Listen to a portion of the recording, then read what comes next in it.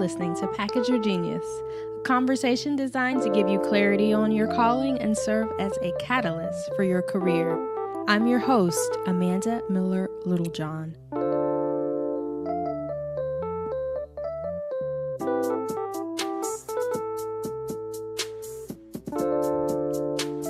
Have you ever wondered what your life mission is? Do you feel like you're struggling to zero in on your purpose? If so, this episode is for you. We're continuing our January series on focus, and as such, I had to bring on today's guest, Meico Whitlock, because I know he's an expert at what he does. He's actually helped me personally with goal setting, time management, and prioritization.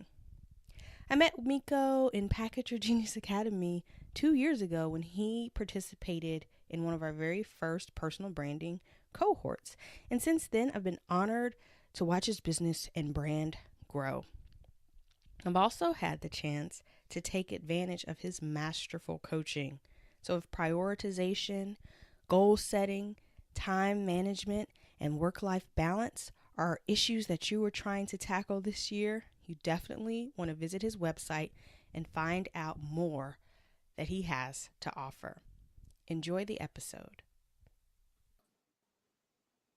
Welcome back to another episode of Package Your Genius. I am excited today to bring you another amazing interview, this one with a repeat guest. He's been so fabulous that I had to bring him back on because I know that at this time of the year, he is a true expert in how we can be thinking about the year ahead and how we are maximizing our time to reach our most important goals. So our guest today is Meico Whitlock of Mindful Techie. Welcome, Meico, back to Package Your Genius. Hey, Amanda, thank you so much for having me back. I'm excited. I really enjoyed the last conversation, so I'm happy to be back to talk again.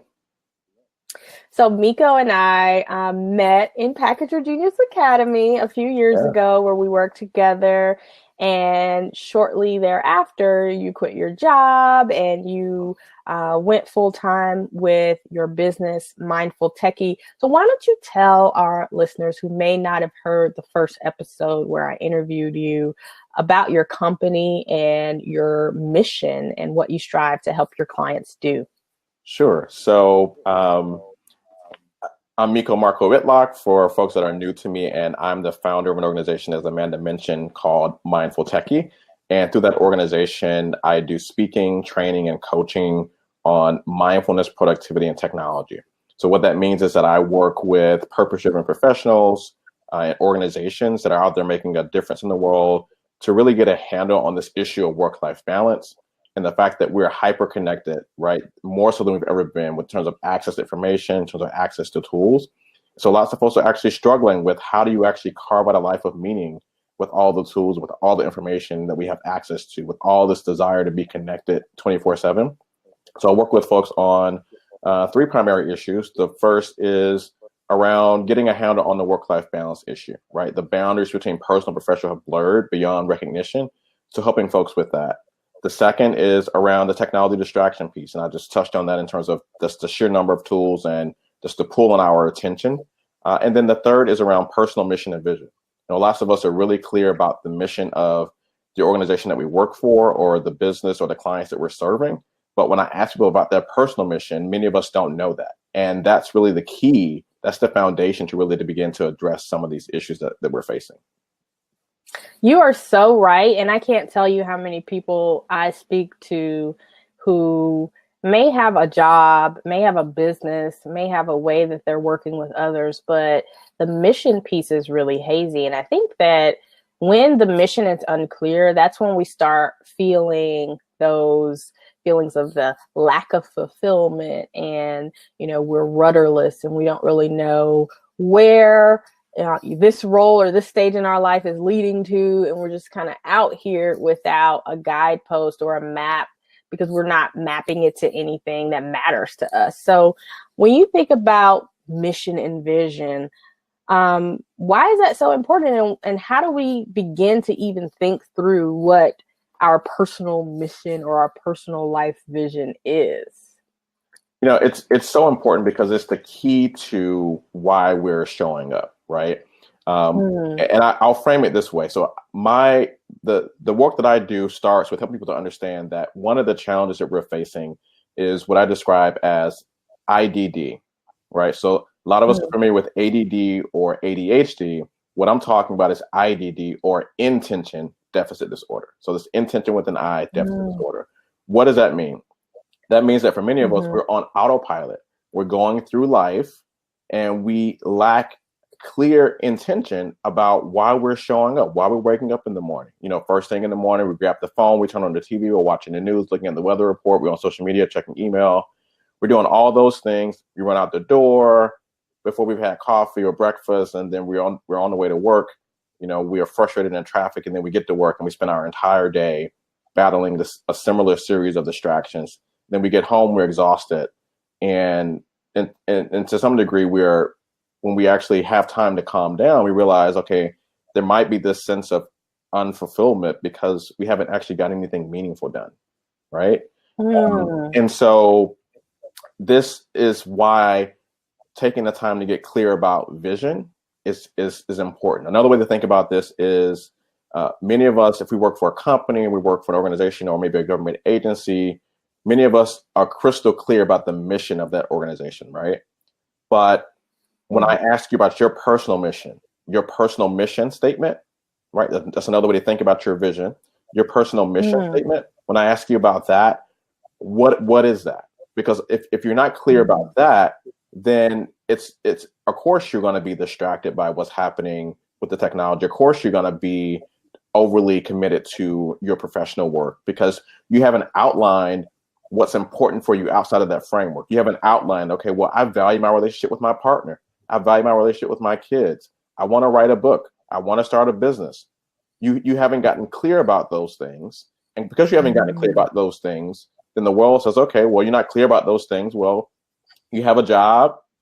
Okay, well, then I'm going to fill your calendar up. Exactly. I'm going to fill your calendar up with that. You like scrolling through Instagram. Okay, well, I'll give you more stuff to look at on Instagram. You know, you like, seeing what's happening in terms of the news. I'm going to give you as many CNN breaking news alerts as you possibly can take to fill up your time, fill up your calendar. And so, but when we get clear about our vision, then we can to an extent reclaim our time. We can say, you know what? Okay, so I'm clear that I have a voice and I want to be an author. I'm clear that I'm really committed to my family and I want to be there for my children. I want to be there for my partner. I want to be there as a caregiver for my mother. Whatever those things are. And then you can sort of rework and prioritize your work, your use of technology, and the other things that are in your life in a more balanced way. But when you don't have that, then the imbalance sort of— You're at the whim. Yeah. You're at the whim of the world, really. Exactly. And that's interesting because that ties to something that I tell my clients as it relates to jobs and career. A lot of my clients who are high achievers, they're very talented and hardworking, and they're good at a lot of different things. But if they're not intentional about how they want to use their gifts and how they want to use the time that comprises, their lives, other people who notice them and say, you're really smart, you're really talented, you're really efficient, you're a great leader. I need you in my organization. I need you on my team. Here's a job. When you talk to people about how things just fall into their laps, right? Like I hear that a lot of high achievers. I ask them, well, why did you take this job? Why did you end up working here? And they're like, oh, I was recruited, or it just kind of fell into my lap. And a lot of times when you trace back all of your major career moves, it's all tied to something falling into your lap versus you being intentional about, this is the type of work I want to do, and this is the type of work I'm going to pursue. Yeah. So I think that's really, really interesting. Yes. And so the start of this, you asked me the question, so how do you begin to really address this, right? And so part of this is part of the guide that I think we're going to talk about, but there are a series of questions as a practical matter that I get people to sort of walk through. And I'll just walk through two of those really quickly. So one of those is about service, right? So the work that we do in the world, you mentioned gift, right? We all have a gift. We all have a genius. So you talk about packaging your genius. And we all have a way that we have been called to serve beyond just ourselves, right? Like part of it is, yes, we Mm-hmm. get a personal reward for how we show up and so on and so forth. But it's also about how we're serving people in our lives, how we're serving the world at large. And so the first question is really, how can I be of service? You ask yourself that Mm-hmm. question and you reflect on that and see what comes up for you. And then Mm-hmm. the second that question that I give people, it's a really powerful question, is, you know, if you knew that you couldn't fail, what would you be doing with your life? And the reason I like that question is because many of the reasons that we fail to move forward is we feel like we don't have what we need. We feel like we aren't enough or that we don't have enough, right? We feel like we're lacking something. I don't have enough money. I don't have enough time. I'm not skinny enough. You know, I don't live in the right neighborhood. I don't have the right education. We come up with all these things as barriers for why we aren't moving forward, right? But then you begin to ask Right. yourself the question, what would I do if I couldn't fail? What would I do if I knew that the Mm. universe was supporting me and providing for all my needs? Everything that I think is missing. What if all those things were checked off the list? What would I be doing with my life? How would I be serving? How would I be showing up? And when you're really honestly Mm. forced to face that, to sit and to really reflect on that, for many of us, we begin to understand that it's not a matter of the resources, right? You're not missing anything. You have everything that you need. But what's really standing in the way, and you know, what part of the coaching that I do is around helping people to understand that you have some unresolved fears, you have some doubts, you have some past failures that you haven't addressed that are the real reason that you aren't moving forward. And it's one of the reasons with high Mm. achievers in particular that folks will come to me and they'll say, well, you know, the way you presented your framework is really awesome, really resonated with me. But on some intuitive level, I felt like I already knew this, but I just wasn't doing it. And so when people tell me that, I know that they're at a place where they aren't moving forward. They're sort of in a place of inertia. They're stuck in park um, because they have a fear of moving forward. But when you begin to confront those fears, begin to confront those doubts, begin to confront those past failures, then you can take away the energy that you're investing in sort of propping those things up, and you can use that energy to actually propel yourself forward as opposed to being stuck. I love that question about what would you do if you couldn't fail? Like if you were guaranteed success, because it really forces you to, as you said, face your true desires. Is that how we get to life mission? Like if you think about what would I be doing with my time if I absolutely would be guaranteed success, Yes. and then you name that thing. So is that coupled with how can I serve others? Is that the mission? Is that the mission So statement? there, Like, how do we come to the that's a mission? great question. So they are, these are just prompts. These are just Connected. questions to help you Okay. get there. So I do this through a mindfulness-based framework where I often guide people through a guided meditation, for example. You can do this as a journal prompt, but the idea is when I ask people about their personal mission, when I ask people about their personal vision, for a lot of people is really nebulous. And so the work that I do is making it really practical. And these are questions that help you to get at that. These aren't the only questions. These are just questions that I have over my time, my own personal development, and in working with clients and organizations over time have found to be the most effective. At the end of the day, Mm-hmm. you want to find what resonates with you. So if these two questions aren't doing it for you, I have more in the planning guide we're going to talk about. But find what works for you. The point is you want to be able to figure out how do you instigate that discussion with you, with yourself, so that you can have a I serious love that. question, a serious conversation with yourself about, okay, why am I here? Why am I showing up for life? And so whatever you need to do in order to get to Mm-hmm. that point, whatever questions you need to ask, you want to do those things. But for people that are looking for a place to start, I recommend these two questions. You know, how can I be of service? That's the first question. And the second is, you know, if I knew that I couldn't fail, if I knew that the universe had my back, no matter what, I had everything I needed, then what would I be doing with my life? How would I be serving? Now, you had a personal turning point that even pushed you into doing this work where you had to get mindful and Mm-hmm. discover your own life mission. So the Yeah. origin of these exercises needs these prompts is your personal journey of how you kind of came out of that space of feeling distracted and unfulfilled and not meeting your purpose or living up to it. So can you share briefly with us what that turning point was for you, and then what were the initial steps that you took to regain your own balance? I think that's a great question. So I tell people that this isn't a theoretical work for me. This isn't about collecting information. This is about the work of transformation. This is deeply personal for me, and I teach what I know. I'm not teaching you what I read in a book. I'm not teaching you someone else's framework. I'm teaching you what I have implemented or what I am actively implementing in my life. And so I let the folks that I work with know that. And in terms of how I came to this place, so I'll start by saying that part of it is, I've always been a deeply reflective and spiritual person all of my life, right? Right. And same. and I reached a point where in my professional career, when I moved to Washington, D.C. after graduate school, I went to undergrad at Morehouse College, went to graduate school, University of Michigan, came from Michigan directly after graduate school to work in the government here in Washington, D.C. area where I now reside. And I ended up leaving government, working for a nonprofit.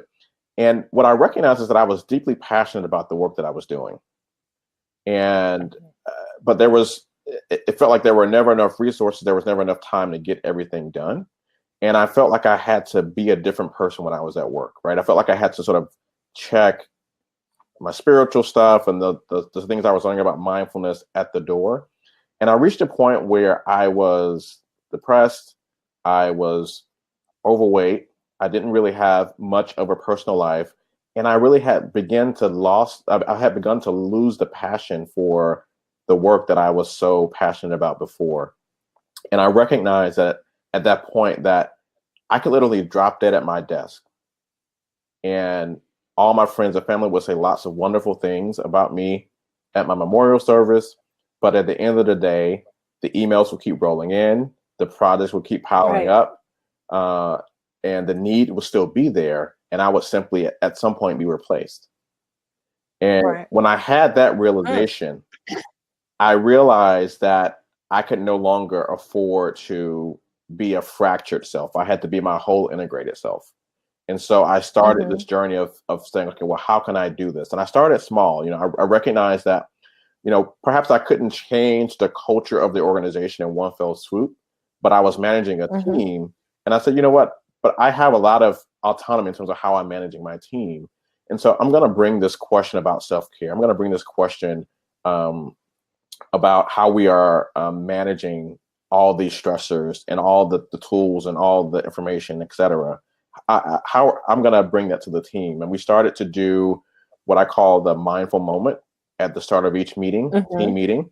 And we use it as an opportunity to share how we each sort of found that balance. Like when we got off track, what brought us back to center? For me, I shared a lot about my mindfulness journey, particularly, and shared a couple of mindful meditations. Other folks talked about music. They shared music. I remember, was it Solange? She launched an album, and one person talked about how one of the songs, I think it was Cranes, really inspired them. Cranes in the Sky. Yeah, Cranes in the Sky. One person shared that he and his wife cook. And so he shared some recipes. And like cooking is one of the ways that they bond, one of the ways they de-stress, one of the ways they bring themselves back to center. Another person was a photographer and let us do a photography exercise with light, like doing interesting light exercises, like in the dark with the camera. And so the point was that not that you needed to be a part of like a specific religious or spiritual tradition, if any at all, but rather that you are taking the time to be in a constant state of reflection about what you need in order to show up at your best, right? What do you need to do in order to pour into yourself so that you can pour into others, right? Because if you're pouring into others, but you're not refilling yourself, then at some point you're going to burn out. You're going to exhaust yourself. And that's where I was. So that's that intentional piece again. Yes. Like getting intentional about bringing yourself back to center. Exactly. And so I got the courage to continue to talk more and more about that. And that led to me talking at the Nonprofit Technology Conference several years ago, where I actually gave a talk from the main stage about this. And the response was overwhelming. It continues to be overwhelming to this day. When I go back to that conference, people still remember that talk and they come up to me and tell me all about it. And so when I had that realization a couple of years ago, I realized that this was something that spoke to me deeply, and it awakened something that I already knew was there. It just reminded me of that. And then I realized through that experience, and also through going through your academy and a couple of other experiences that I had, that not only was this something that resonated deeply with me and that felt like I was going back to more what I felt like was a whole integrated self, but that I could actually make a living doing good and for myself and doing good for others at the same time. You know what's funny? So then if I were to ask you, I think back then, right? Like during the academy, what would you be doing if you were guaranteed success? I think it would be what you're doing now, right? Like, because at the time, I don't think you had fully embraced the possibility of being able to do something that comes so naturally to you and that you're so passionate about, and being able to make your living from that. Like, that's the dream, right? Everyone wants to do the thing that lights them up, but also make that their vocation and how they earn their living. So I think it's kind of full circle how now you're helping people even envision what's possible for themselves as you're living your own vision that almost seemed improbable just 3 short years ago. Like when you were sitting at that desk, overweight and not in the place that you are now, and not centered. Like, could you even imagine, being here, having a company where your whole job is to help people get, like, that's just so amazing. It is. And it's interesting. So I think part of your journey sort of helped with that. I think so sometimes I tell people, particularly with your academy, like, yes, the practical things were helpful, but I think it was also about being in community with folks that were sort of in a similar path. And, when you shared the story about being laid off and like using it as an opportunity to, go in a different direction, and what it took for you to do that, being able to see someone that sort of started at a similar place and being able to, I think those examples are important. It's why I bring so much vulnerability to my work, because I want people to actually see that. The other reason for that is that the vision that I have for the work that I'm doing right now, I had that even before, there were inklings of that even before I had this turning point, right? And I think many people are holding on to a vision, right? But it's sort of an artifact that sort of goes on a shelf. It's like, that would be nice to have. Like one little piece. Yeah. It's like, what? My mother talks about this. She said, well, when I hit the lottery, I'm going to do X, Y, and Z, right? Or, when I lose weight, I'm going to do this. Or when I get this degree, I'm going to finally do that. It's like, well, no, you don't have to wait for any of that. You can do that now, right? So, like, what if you could just do it right now? Like, what if that could be not your dream, but your reality? Like, that just makes me tingle to think about. Like, even with me, I'm living my dream to some degree. I think my ultimate dream, if you will allow me a moment of vulnerability, my ultimate dream, which I think I shared to some degree during your program, is to really bring writing to the forefront of everything I'm doing. I love my work with the academy. I love coaching students. I love the engagement. And it gives me fodder and material to write about. But I still haven't reached the point where, I'm writing on a regular basis in a way that I'm envisioning it. So I see myself not only writing books, as I've done this past year. I wrote the first book and I have another in draft. Congratulations. But I also see, I bought 11 copies, and I'm still waiting for you. Oh my God! Yes, I've been giving them away, and I'm waiting for you to sign my copy. Oh my God! Well, we have to fix that and just meet for coffee. That's crazy to me. Thank you. Yes. But I see myself also like having, I don't know, a weekly or a monthly column, something where I'm sharing ideas regularly and I can get feedback from people. Like, I love writing, but even more than that, I love engaging with people after they've read what I've written. And that's the piece that's missing, right? So it's like, whether it's churning these books out like Valerie Burton. I always say Valerie Burton is my author goals, right? Because she literally publishes a new book every year. Yes. Or having like a column in a major newspaper or website. What about? I'm not sure, but there's something there with me putting writing at the very front of everything I'm doing, and still doing what I'm doing now, but like making that a priority, which I talked about on my last episode of Path to Genius. But enough about me. I want to hear about this life planning. We have worked together. I participated in your boot camp on that, where you shared your framework for really breaking down vision, priorities, goals, etc. So it's really focused on goal setting. Yes. But you have a starter kit for life planning, which I want to link to where people can download that. But can you take us through the life planning guide? Because this is, the top of the year. Some people have not yet had the chance to reflect on what they want this year to mean and be. And I feel like you are so expert at helping us get laser focused on what we want. And then how do we need to align our actions and our time to help us get there? So take us through the guide. Sure. So so here's the guide. So it's I think it's a 6 or 7 page, digital guide. It's really simple, but also just really powerful and impactful, and it helps you to really go deep. I do a free class on this the last Saturday of December every year.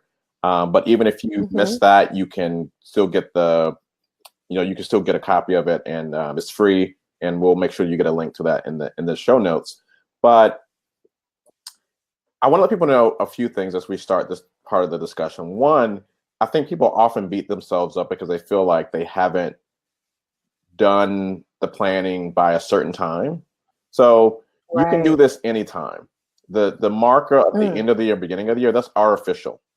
There's just really no, those time boundaries are essentially sort of made up, right? So you can start and restart anytime. And so if you haven't done the process yet, or maybe you started and you've fallen off, that's okay too. Just keep restarting until you sort of get more momentum. So with that being said, the guide really walks you through essentially 5 things. So the first is actually reviewing your year, right? So in order for you to know where you want to go, you need to review where you've been. And this isn't about sort of, again, it's a non-judgmental thing. It's just really about observation at a really high level. What happened? What were the lessons? And not sort of wallowing in like, I didn't do this, or I should have did this, or whatever. So like this is really just about saying, you know what? This is how my year went. Here are the good things. Here are the not so good things. Here are the lessons that I learned. And here's what I want to do differently moving into the next year. So to give you an example of that, questions include things like, what are you the most proud of? What am I the most proud of over the last year? What are the most valuable lessons that I learned, right? And I love the framing of that question, because it's not about what didn't go right. It's about, okay, well, what lessons did I learn, right? That's really the value. It's not about like what didn't go right, or what didn't you do that you wanted to do. The question is, what are the lessons that you learned, or what do you wish you had done differently? Again, not about regret, not about staying in the past, not about ruminating on failures or doubt or fear, but really about, okay, this is what happened this year. What would I do differently moving into this current year? Reflecting on what you're grateful for. Oftentimes we're focused on what's missing, or what we didn't get, or what we don't have. And gratitude helps us shift us, right? It's one of the most powerful forces in the universe. And it helps to shift our focus back to what's true and what's real. The truth is that you have everything you need in this moment. And so starting off with the review, and then once you've done your review, then we can begin to have a conversation about, okay, well, what are you thinking about in terms of your vision for the next year. So there's an exercise that walks you through for your vision, outlining that. And there are a series of questions that actually, there's 7 questions that help you to really think about that as you move into the year, including, again, this question about how will you be of service? How will you be of service this year? And when you think about how you're going to be of service, what are going to be your top 2 goals, right? So the starter kit walks you through this process of outlining your core goals in each area of your life, but we understand that we can't do everything simultaneously. So if you're gonna Right. focus on 1 or 2 things right now, what would those? That was one of the biggest lessons that you taught me. Was it's fine to be ambitious and to have a lot of goals. Yes. But you really have to be practical about your scheduling. And I remember when we went through the class, I made a list of maybe 6 goals. And you were like, well, you can only have 2 right now. You can only do 2 for the quarter. And I'm like, well, no, I got 6. 2 for the quarter, move the next 2 to the next quarter, and the next 2 to the next quarter. Yeah. You can only have 2. Yeah. And for someone who likes to tackle a lot and likes to do a lot of things, that really helped me see how I could potentially dilute my own efforts by having too many things going on at one time. And so I love how you break down in the starter kit the different domains of one's life and how they can develop 2 specific goals for each area of their life. So can you share the different areas of one's life, and then maybe give just like an example of 1 or 2 of the areas? Like, what would a good goal look like? Sure. So for me, so I was going to walk through. So the areas are spiritual and personal development, physical and emotional wellness, your life purpose or your business or career, love and romance, financial wellness, fun and recreation, relationships and friends and family. And then you have a miscellaneous category. So there's something that wasn't captured here that's really important to you. You can put that here. So in terms of your question about some examples, so I'll use an example for me. I'll give you 2. So 1 is around the personal development. So for me, one of the things that I've been thinking about a lot lately, as I think about this last year, is I really want to be more present to what's happening in the moment, right? I really want to be more present to what's happening in my body, what's happening in my mind, what's happening in my spirit. Oftentimes we're rushing from moment to moment, and we don't take time to pause and reflect. And so I want to be more intentional about that, right? So that's the high level goal, right? So what does it actually look like for me over the next 90 days? Well, over the next 90 days, that means I'm going to be really restarting or sort of revamping my meditation routine. And my goal is to get back to 30 minutes daily. And I'm starting with just 1 to 2 minutes a day. And I've started a 3-minute routine, a 3-minute morning routine. It's really simple. Anyone can do this. I set my timer. It's actually, it's 1 minute and 5 seconds because I want to get my time to sort of settle. I do a minute of gratitude where I'm just sort of sitting and I'm thinking about one thing I'm grateful for, and I'm feeling what that feels like in my body, and I'm feeling the emotions and the thoughts that come up when I think about the gratitude for whatever that one thing is, right? So like this morning, it was about my health, right? Just being grateful for my health and wholeness and wellness. 1 minute yoga, right? So I pick a pose and I'm just like, okay, I got 1 minute to settle in, to breathe, whatever it is. Again, I'm no mat. I'm just like, what can I do without a mat in 1 minute? And so that's where I'm starting. Yeah.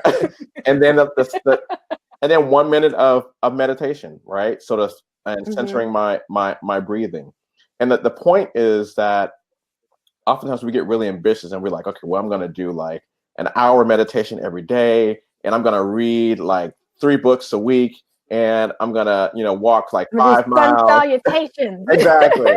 It's like, well, what if you just started simple and you built the routine, and then as you become committed to that routine, right, then you can extend the amount of time. So that's what I'm working on in terms of the spiritual piece. And then the other particularly, and this is important, I think, this category around fun and recreation for particularly for high achievers and the folks that we work with, the busy professionals, the high achievers, the workaholics, the perfectionists, being intentional about scheduling time for fun, right? And one of the things that I am prioritizing is what I call childlike play and fun. Like I remember being a kid and, you play like laser tag and, we run around all day until like sunset, until it was time to come home. And there wasn't really a care in the world. Like it was like uninhibited, and Right. I want to be able to have more of that in my life. I think as we get older, we sort of socialize that like that's not really like what you're supposed to be doing, right? But I want to go play tag with my friends. I want to go fly a kite. I want to go kayaking and canoeing and all those things. And so I love that. That is something that I'm prioritizing, and I make this a category. And actually, during the training, we don't have time to walk through all of these, but I actually teach people and say, like, so how are you going to have fun in the current year? That's actually one of the questions too. How will you have fun? How will you play and have fun this year? How will you play and have fun this year? So those are. I love that. Yeah. I like the idea of fun, and for me, the word I used was adventure, but I like the idea of fun too. So travel is one of the things that I put on my list that I was going to prioritize this year. And so at the end of last year, I went for a full week to Cabos, to Mexico, to just relax, reflect, and have girl time where I could get away and think about life. And one of the things I wanted to do was not just lie on the beach, but I wanted to have some fun and adventures and kind of take myself out of my comfort zone. So we booked a zip lining excursion and a whale watching excursion. Wow. So I'm going to be honest, the zip lining excursion was not exactly my cup of tea because it just, number one, they undersold it. Like they should have said vigorous mountain hike plus zip lining because we had to hike up and then zip, then hike, then zip. It was hard, but then the zips they just produced a bit more anxiety for me. Yeah. It wasn't as fun as I thought it would be. Yeah. Yeah, I just couldn't relax. Like the first one, like it was fine. I wasn't afraid, but it wasn't exhilarating in the way that I wanted to be. Now, when we went whale watching, that was exhilarating just because, we're speeding along in the ocean in this tiny little boat. So it's kind of scary, but it's also exciting. And then we're looking for nature, evidence of nature. I love nature, and nature is one of the things that rejuvenates me. And so getting the opportunity to see whales in the ocean and be so small and insignificant on this tiny boat with all this water around us, that made me feel alive and adventurous. And so I also want to say to people who may have this as a goal, like me, you may set out to do something totally outside of your personality or your comfort zone, like ziplining. And if you don't like it, that doesn't mean you failed. Because I did sort of feel like I had failed in having fun, right? Because I scheduled this thing that was supposed to be different and, not really something you would think of that Amanda would do. And then I didn't have any fun. Like they took pictures of us on the zip line. So, at the end you can buy your pictures. And the picture of me was just like, I was holding onto the line and I just looked uncomfortable. So it was like total fail. I can't even post this on Instagram because it was terrible. But even if you do try and your idea of fun doesn't pan out, just keep trying, because the whale watching was awesome. And I'm so glad we did. So I love that you're fine. What did you call it? Childlike wonder? Fun and play. What did you call it? Yeah. Childlike fun and play. Yes. I love that. Yes. And so how often are you scheduling that? Because if you're making it a priority for this quarter, is that something that you're trying to do every week, every day, once a month? Like you're planning something? Like how does that practically play out? So part of it is it's related to one of the other goals, a couple of the other goals. So in terms of the personal development, I have accountability partners. I actually have 3 of them that I check in. Generally, we check in at least once a month. And so one of the things I'm working on is, in addition to having it be a check-in, like we actually have a play date, right? Oh, Yes, fun. that's one of the things that I'm looking at, and then the other Oh, that's is fun. in terms of love and romance.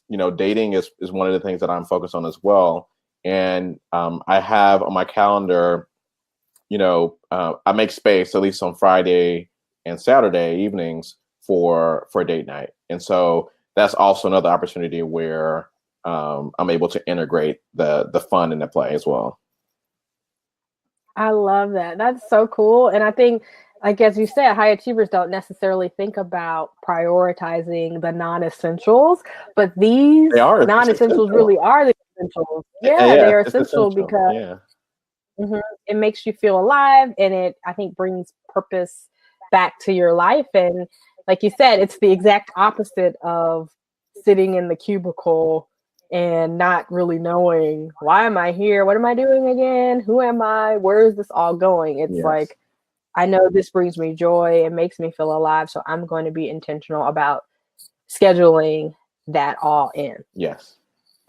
So perfect. So you break down the domains. We're setting 2 goals. So for everyone, would you recommend that for each of the domains you mentioned, they set no more than 2 goals, and then tell us how long we have to complete these goals, or just give us Yeah. a few more goal setting tips, because I Yeah. don't think people, I think people So either overthink this or don't think it through all yes. the way. So this is a work in progress. You're never gonna be Mm-hmm. you're never gonna be finished. You're just sort of think of it as sort of iterating, or you're just sort of getting drafts where you're sort of so like like you're into writing, right? So you published Mm-hmm. your book, but I'm sure that there's going to be a revised edition that's going to come out. At some point you're going to add to. You just had a workbook come out, so you're always going to be adding. Right. And so if you're growing and evolving, your goals are going to, and how you're achieving your goals are going to continue to grow and to evolve. Um, Mm-hmm. so with that being said, there are a couple of things that I recommend for folks as they start in terms of goal setting. One is to actually do the work we talked about earlier, which is around getting clear about your vision.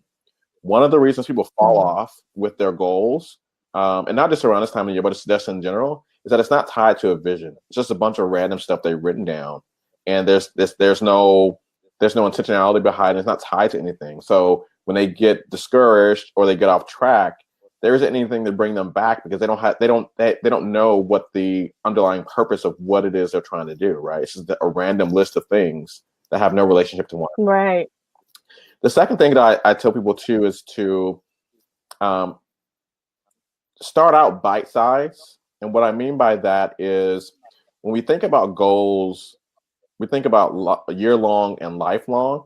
I think it's important to have year Mm-hmm. long and lifelong goals, but you need to break those down into, okay, what do I do now? Another reason people don't move Mm-hmm. forward with their goals is they have the year long and the lifelong goals, but they're not clear on what to do, because it feels so big. So people are sort of immobilized because they don't know, okay, well, all right, I want to be a best-selling author. Okay, well, what do I do tomorrow?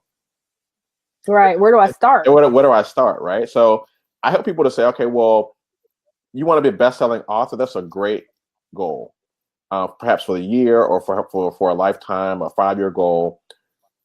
When you think about the next 90 days, the next quarter, I help people think in quarterly increments or smaller. What 1 or 2 things can you prioritize in terms of activities that are going to help you to get there? So sticking with this goal of, I want to be a best-selling author. If you don't know where to start, maybe a good place to start would be, okay, you know what? I'm going to make this quarter about doing research, right? I'm going to read 1 article a week, or I'm going to go to one event a week that's related to being a new author, whatever that is. And then next quarter, okay, I'm actually going to implement 1 or 2 of the things I actually learned as a result of my research. Third quarter, okay, maybe I'm going to hire a coach or whatever it is. So, I'm not a writer, so maybe those aren't the right steps. But the point is, you all get where Right. I'm going. You're moving. Yeah, you're making Right. you're making movement. One of the other reasons I like the 90-day increment is it gives you enough time to work through any resistance that you might be feeling, and you can say to yourself, you know what, it's only 90 days. I can do this for 90 days. Mm-hmm. And if it's not the right goal, it's not the right priority, it's not working, or if I need to do something different, then I can do something different. Or if I'm getting results and I can say, okay, well, I want to continue doing this. What's the next step to actually build on this so that I continue to get back to where it is in terms of my vision? And then start small, not only just in time frame, but also in terms of the time commitment, right? So I mentioned the 3-minute morning routine, right? So if you're in a place where you're starting something new, particularly if it's something where you know that you have some residual failure, like you failed at it before, right? And there's a story in the back of your mind. It's like, well, you tried this before. Like, what's going to be different about this time? Start small. And then the last thing I would say is accountability. Accountability is so important. Like, none of us can do this work alone. You need someone or someone's that you can be in company with, in community with, that you can do this with together.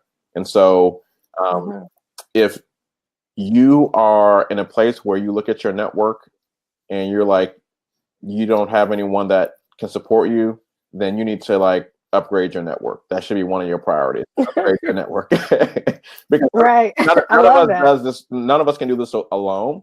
And the research shows, particularly as people get older, that the people that have better outcomes are people that actually have robust support networks and systems. They're part of communities. They're part of a spiritual community. They have an extended family or extended network of friends or caregivers that are looking after them.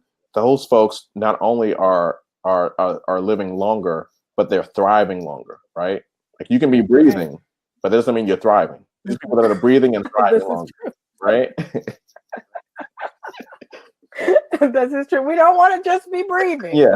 We want to be thriving. Yeah. You used a word that I wanted to circle back to, resistance. Yeah. Is that something you see a lot with the people who are attracted to your work? Yeah, and I think it's part of the human condition, because what we're talking about is lifelong change and transformation. I tell people that this is not about a quick fix. This isn't like a tip or a hack. This is about the deep work, right? And that if you want to experience lifelong transformation, that's long lasting, that's beyond just the time we spend together in a workshop or a webinar, then there's going to be some resistance to that, because if you haven't done it before, and an indication that you haven't done it before is that you're in the workshop, right? So if you're in the workshop, you're in the training, you're working with me, then you haven't figured it out or done it before, then we're going to work together to do this. Or maybe you've done it and it didn't stick. Right? You've done it. This is your genius, but everybody doesn't grasp it as well as you do, right? And so we have these stories, and going back to what I was saying previously about the fear, the doubt, the procrastination, the resistance, the past failures. What I have found is that some people call this the mindset piece, and people deal with a lot of people deal with the one aspect of the mindset thing, which is like, okay, well, let's just do the positive thinking, and you got to have your vision and you got to have your affirmations.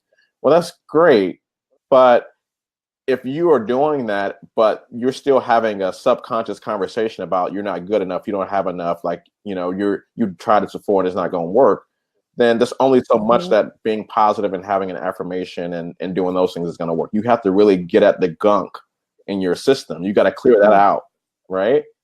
In order for the positive stuff you're layering on top to actually stick and to sink in. I love that. Excuse me.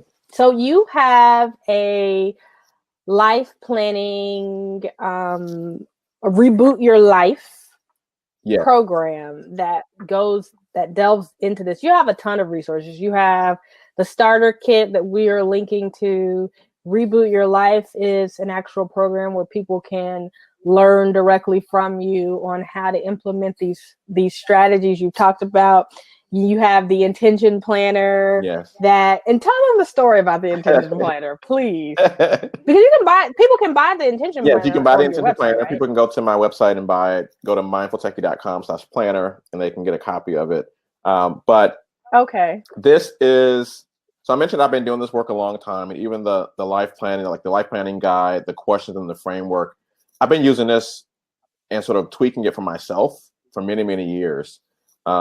And you and I in our last interview, you were asking me about my morning routine, and I was showing you the journal that I printed, which was just like this, a different cover.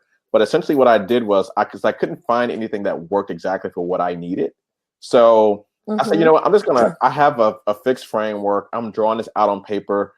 You know, it's relatively cheap now to do the print on demand stuff. So I'm just gonna print one copy for myself. I'm just gonna package my genius. Exactly.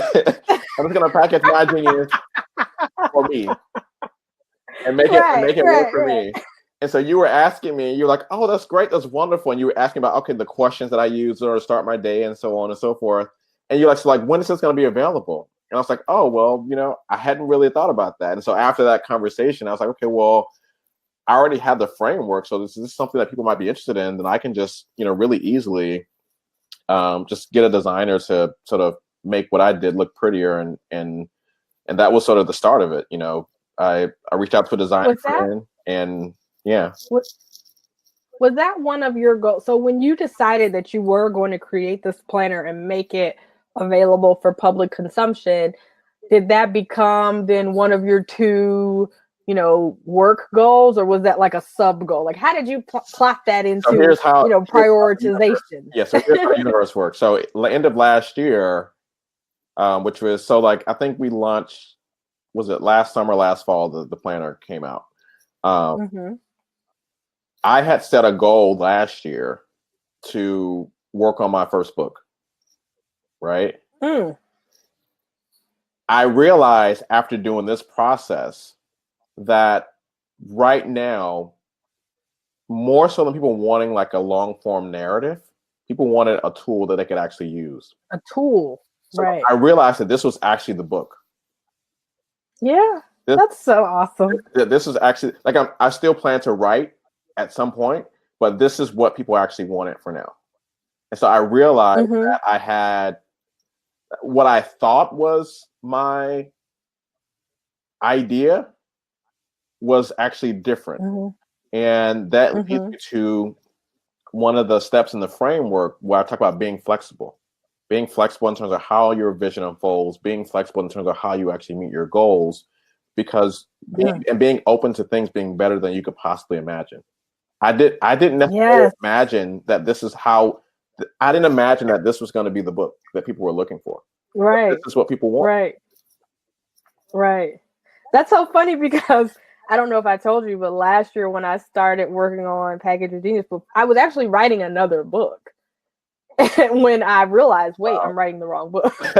Like I have to get Package Your Genius out first before I can introduce this new concept to people. And I had written in my planner, one of my goals for the year was, I think, to publish 2 books, because I knew that I had Package Your Genius, but I also had the other book that I'd started that was, you know, was pretty far along in the manuscript. And so I was looking back over my goals when I went to Mexico doing reflection. And I was like, oh my God. So I didn't get that other book out, but I did Package Your Genius and the Package Your Genius workbook. I saw that. Those are 2 books. I saw that. Right? So it's just like, you know, sometimes, like you said, you have to be flexible. You can't beat yourself up. And sometimes your dreams are coming true right before your very eyes, but you're so fixated on them looking one way that you can't see it's actually happening. Like if you have been so tied to this idea of writing a book with chapters and paragraphs and words, I think you might have missed the fact that a book was produced and it was the book that people needed from you at the time. So I love that as an example of the plot twist in terms of goal setting and vision casting. Yes. And packaging your genius and particularly in the form of like books, I think we think of it as like it has to be like a 7 Habits bestseller, or it has to be like a Toni Morrison, like, you know, Nobel Prize winning, whatever. But there's so many different ways that people are looking to be served and healed. And it doesn't have to look like either one of those. Exactly. Well, Meico, I want to thank you for joining me today on Package Your Genius. I know that you have the boot camp or the Reboot Your Life program that's happening. So I will absolutely link to where people can find that, as well as your planner, as well as to get this starter kit that we've talked about. But tell us anything else that you'd like to share about what you have coming up, and where people can find you.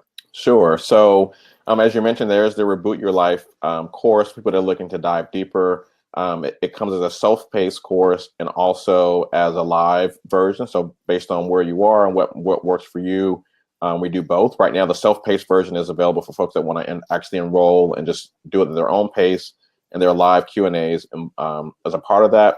And you can get the link in the show notes for how to access that. In terms of how to connect with me. You can connect with me through my website and join the email list at mindfultechie.com. So that's mindful techie, spelled TECHIE.com. I'm also on social media. So you can follow me at a mindful techie on social media. Awesome. Well, thank you, Meico, again for the gift of your time and sharing your wisdom with our audience. It was so awesome to have you on the show today. Likewise. Thank you so much for having me. Wasn't that great? Wow, I am still vibrating from Meico's questions, especially the one on what would you be doing with your life if you knew you could not fail. That's powerful. I'd love to know what you would be doing with your life if you knew you could not fail. So tag me on social media and let me know. And also just tag me to let me know you are listening, you heard today's episode, and that it resonated with you. So I'm reading quite a bit this week. I'm still working through Dark Horse by Todd Rose, as well as a few articles I wanted to share that I Employees need to address the caregiving crisis from the Wall Street Journal. This is an issue that has really been on my mind as my husband and I think about how our parents are aging, and we think about how we want to age and what that will entail for our kids and for our family as a whole. So I think it's really interesting to think through just the aging population, especially here in the United States, and how the workforce has not necessarily caught up with addressing the needs of those families. I read 19 books to help you live your best life on Kylie Carr's website. So Kylie is a friend and fellow podcast host. She runs Beyond the Business Suit, the podcast, and she's hosting an upcoming retreat, Beyond the Business Suit Retreat. And she's doing some amazing work with women and presence, executive presence, and helping women get to the C-suite. And so I'm always excited to hear what she's reading because she reads a ton. But I was honored that Package Your Genius was listed as one of her 19 books to read this year. So check out the rest of those books on her website. I also read Clean Up Your Social Media Profile and Use It to Your Advantage. And this was actually a television segment and news article on CBS Washington. I checked this particular segment out because it was one of my current Package Your Genius Academy students who was featured in the news. So it was powerful to watch her share her social media tips and strategies. So shout out to Yolanda Arrington on a successful television segment, and check out those amazing tips she shared if you are trying to figure out how to put your best foot forward on social media. I also read 4 Smart Strategies to Survive a Market Cool-Off on Inc.com.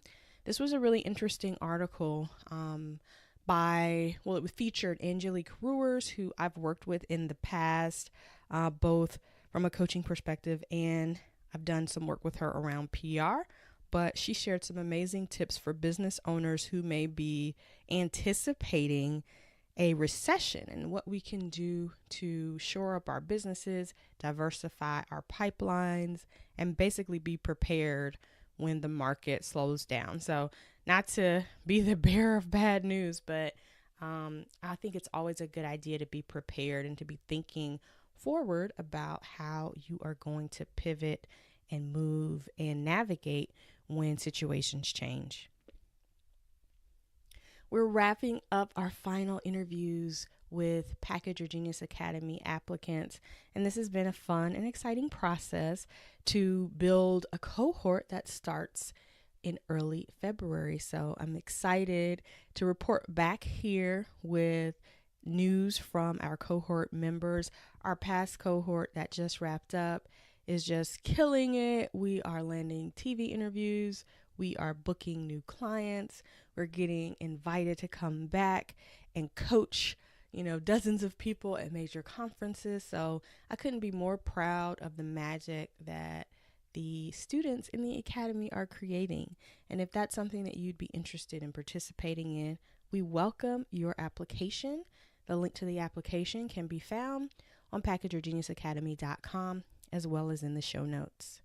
Thank you to everyone who's grabbed a copy of Package Your Genius, 5 Steps to Build Your Most Powerful Personal Brand. The reviews keep coming in, and I appreciate all your tags on social media, your DMs, your messages, and, talking to those of you who have booked discovery calls with me to chat about working together, just to find out that you got the book and read it and loved it. I couldn't be more pleased, more honored to share my ideas with you and to hear how those ideas have helped you. So thank you for your support. Well, that does it for this episode of Package Your Genius. We will see you next week as we dive into what will be our next topic for the year. Bye.